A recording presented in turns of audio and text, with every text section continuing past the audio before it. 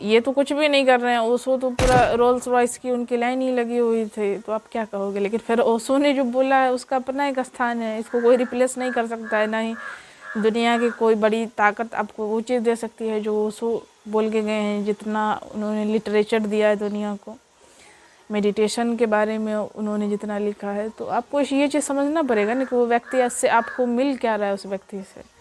तो कोई एक सूट पहन लिया, कोई कपड़े पहन लिया, आपको इसी बात से तकलीफ़ है, लेकिन वो व्यक्ति आप तक सच पहुंचाने के लिए कितना संघर्ष किया, यहाँ तक पहुंचने में उनको कितना पापड़ बेलना पड़ा होगा, ये तो आपको समझना चाहिए। मेरे कई सारे वीडियोस में के नीचे कमेंट आते हैं, जो भी आचार्य प्रशांत को लेकर अगर मैं कोई वीडियो बनाती हूँ उनके सपोर्ट में, तो वीडियो के नीचे कमेंट आता है कि ये पूरा बिजनेस चला रहे हैं, पैसे ठग रहे हैं बच्चों से, हमारे युवाओं को गलत रास्ते पर ले जा रहे हैं, सूट बूट वाले बाबा हैं, सब अपना बिजनेस धंधा चला रहे हैं, इस तरह के कमेंट आते हैं। तो आपका कहना ठीक है, ऐसा काम बहुत सारे बाबा हैं जो आज कर रहे हैं कि सही में युवाओं को गलत रास्ते पर ले जा रहे हैं। युवाओं को नहीं बल्कि पूरे समाज को गलत रास्ते पर ले जा रहे हैं, खूब पैसा भी ऐंठ रहे हैं। लेकिन जहाँ तक आचार्य प्रशांत का सवाल है, तो अगर आप ऐसा सोचते हैं तो आप बिल्कुल ही गलत सोचते हैं। और अभी आप नासमझ हैं, आपकी समझ में सही चीज़ें नहीं आ रही होंगी, लेकिन एक दिन आप समझेंगे।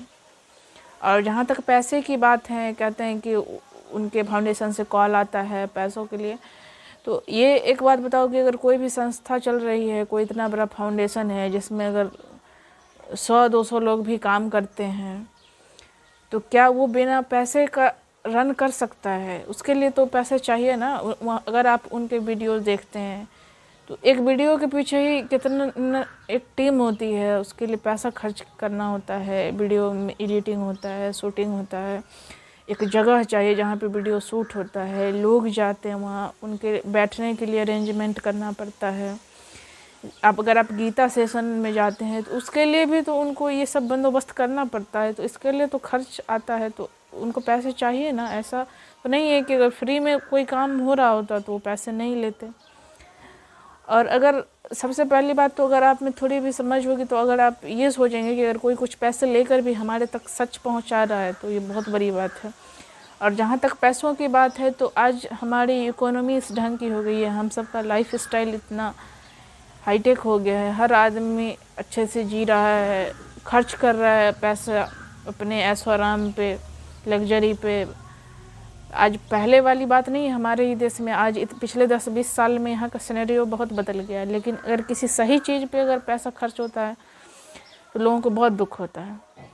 अगर कोई आपसे 1000, 5000 या 10,000 रुपए लेकर भी अगर आपकी ज़िंदगी को बदल रहा है, आपको बदल पा रहा है, आपको सच तक पहुंचा रहा है, सच की ओर ले जा रहा है, ऊंचाई की ओर ले जा रहा है, तो क्या फ़र्क पड़ता है इतने पैसे से।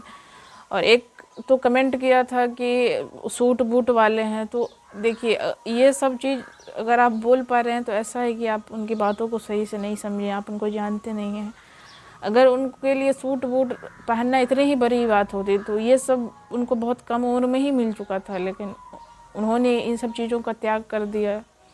त्याग क्या, ये अपने आप छूट जाता है। जब आदमी सच्चाई की ओर बढ़ता है तो उसके लिए ये सूट बूट वगैरह कोई बड़ी बात नहीं होती है।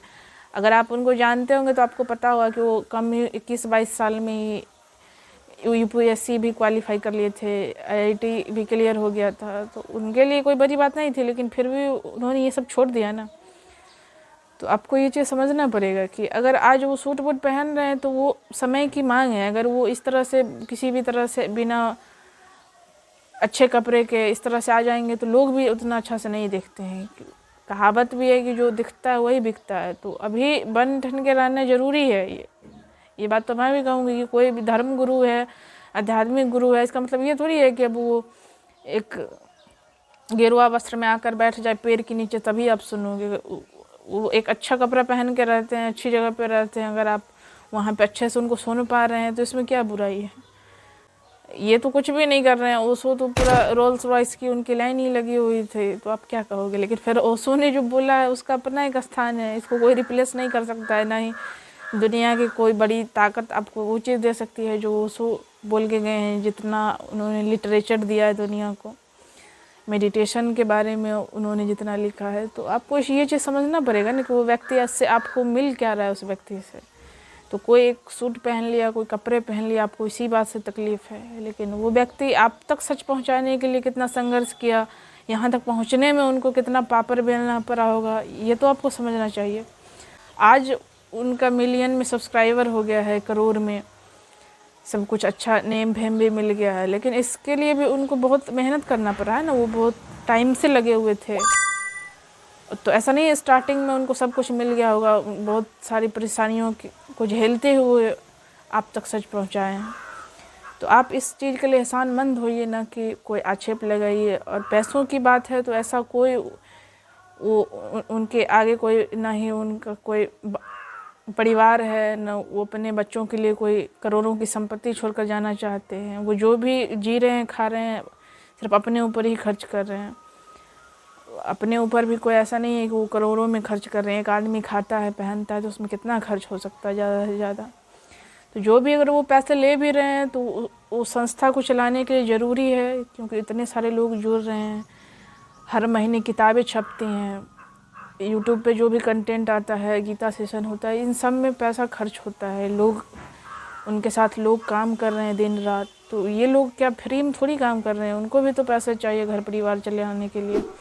तो इस चीज़ को आपको समझना चाहिए, बिना समझे बूझे किसी पे आरोप न लगाएं। और अगर आपको सही में लगता है कि कोई पैसा ठग रहा है, तो ये हमारे बहुत सारे धर्मगुरु हैं अभी मेन स्ट्रीम जो बाबा बने हुए, जहाँ पे लाखों की संख्या में भीड़ लगती है, तो आप ज़रूर उनका शिकायत करें, कोई कदम उठाए हो सके तो, ताकि ये लोग जो समाज को अंधकार में धकेल रहे हैं उससे समाज को बचाया जाए। तो इस काम को आप ज़रूर कर सकते हैं, इसके लिए मैं भी शुक्रगुजार रहूँगी, लेकिन बिना मतलब किसी पर भी आक्षेप न लगाएं। आज के लिए इतना ही। अगर वीडियो अच्छा लगा तो आप लाइक और कमेंट कर सकते हैं, शेयर भी कर सकते हैं। बहुत बहुत धन्यवाद।